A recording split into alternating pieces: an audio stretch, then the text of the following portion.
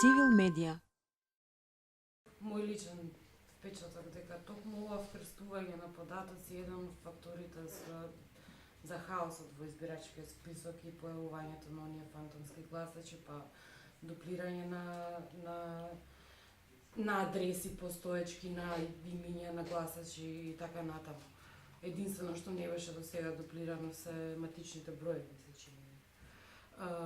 Дали, ако добро ве разбрав, овој пат со пописот кој што ни престои, за прв пат ние се соочуваме со таков метод на вкрстување на податоци, како земја, како Македонија. Дали постои можност да ни се случи истото што се случи и со избирачкиот список во однос на резултатите?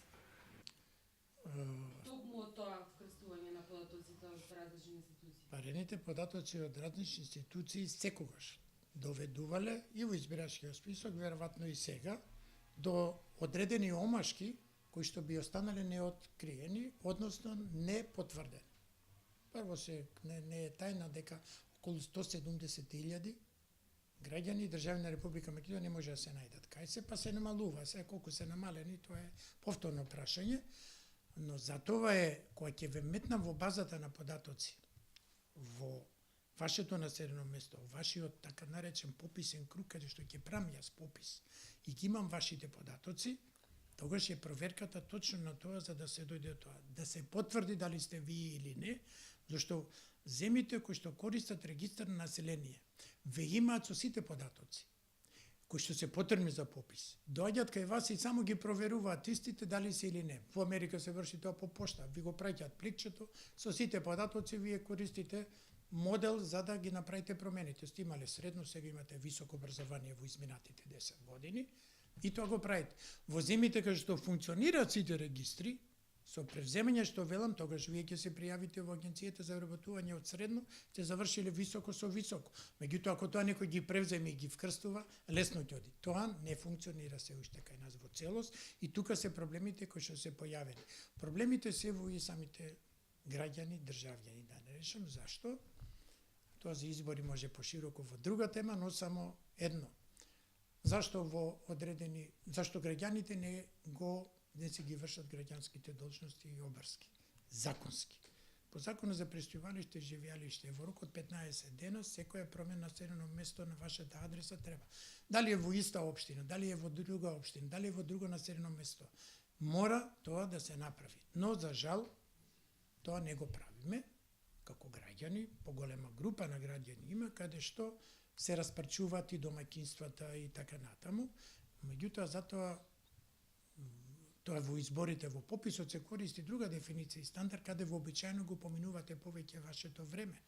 Ако вие сте студент во Скопје и си одите дома постојано во Радовиш, во Охрид, во Струмица, Гевгелија, не знам каде, вие сте во семејството. Овде ќе бидете опфатени дека сте на студии во Скопје, меѓутоа вашето место на живење тука. Или на овие што се во странство, сега поготово е. Тој не поминува 12 сати 15 дома, тој е во странство.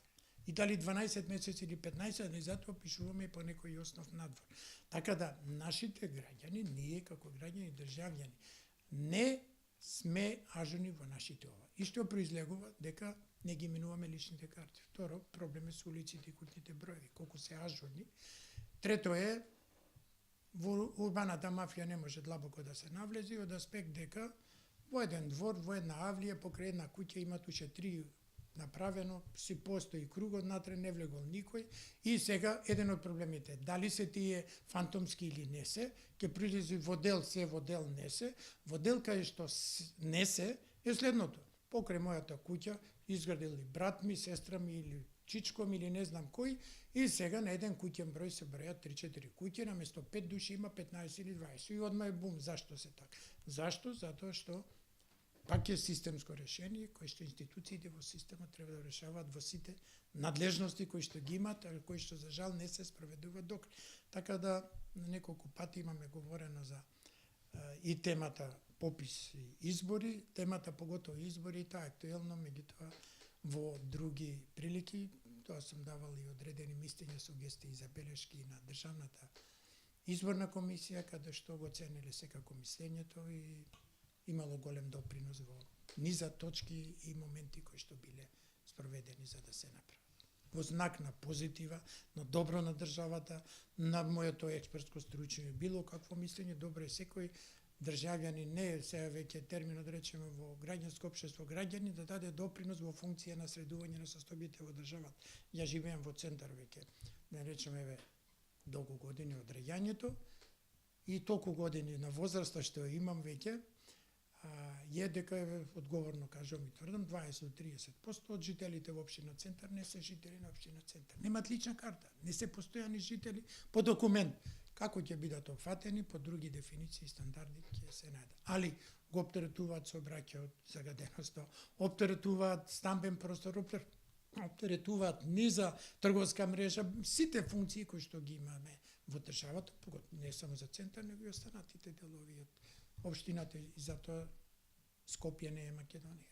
А станува така, бидејќи да равномерниот развој ни законот него предвидува. Имам лабински анализи со низа други држави, најдобро секогаш се зема примерот со Словенија, на Љубљана и Скопје. Љубљана е 250.060, 40-50 години, ние од 150 станавме со околината Скопје, град со не 10-17 општини кои што ги имаме како регион, е околу 700.000 жители. И тоа веќе во денешно време, ако сме повеќе или помалку, како што се говори, милиони колку, не го знаеме точно како број, значи дека повеќето население живее во Скопје и затоа Скопје велиме не е Македонија. А тоа е лошо за државата, од сите аспекти. Цивил медија